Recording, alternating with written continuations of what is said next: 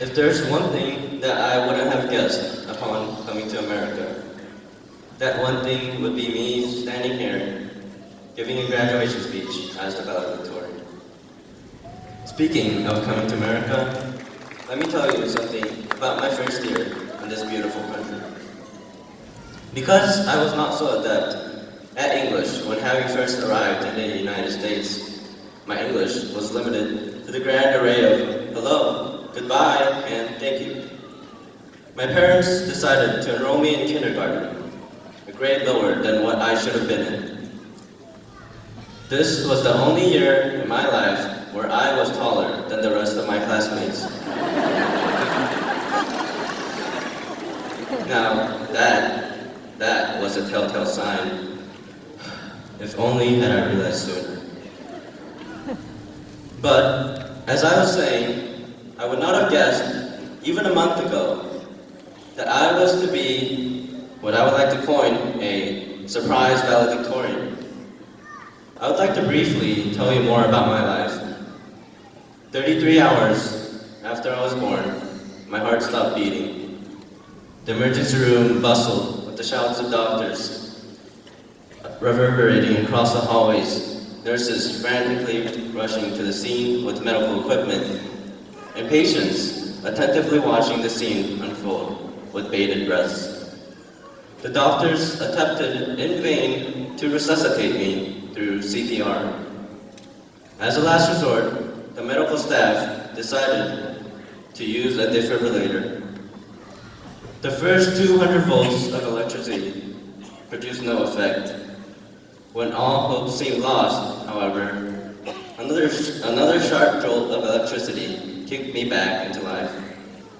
It was almost as if the world was screaming at me like a drill sergeant that I still had a purpose to live. After having been given a second shot at life, I received my first surgery just 6 days later. In the next 5 years, 3 open heart surgeries would follow. In my freshman year of high school, another unexpected event finally broke 10 years of undisrupted serenity. I started making frequent visits to the emergency room after multiple bouts of coughing up blood. By the end of it all, I had to receive several lung cooling procedures, as well as a Melody transcatheter pulmonary valve, and had to make up nearly a semester's worth of absences during tutorial hours.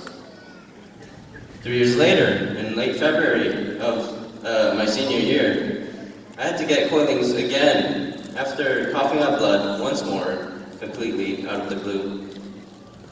As you can see from my short life, sprinkled with various surprises, life is a sequence of unpredictable events. Although the future holds the fear of the unknown and its unpredictability, it's also important to remember that not all surprises have to deal with unwanted outcomes.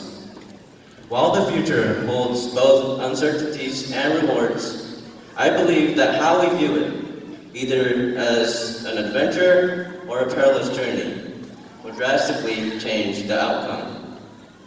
As we venture onward, past the comforts of high school, into a college, a career, or anything else, it is crucial that we retain the spirit of seeking knowledge, the practice of yearning for what one does not yet know, that our high school education has helped us truly appreciate. 20th century Swiss physician Paul Tournier once said, "The adventurous life is not one exempt from fear, but on the contrary, one that is lived in full knowledge of fears of all kinds, one in which we go forward in spite of our fears." All of us here have one thing in common for sure. We are all about to set sail off into the open ocean known as life. There will be, and no doubt, tides of fear that lie ahead.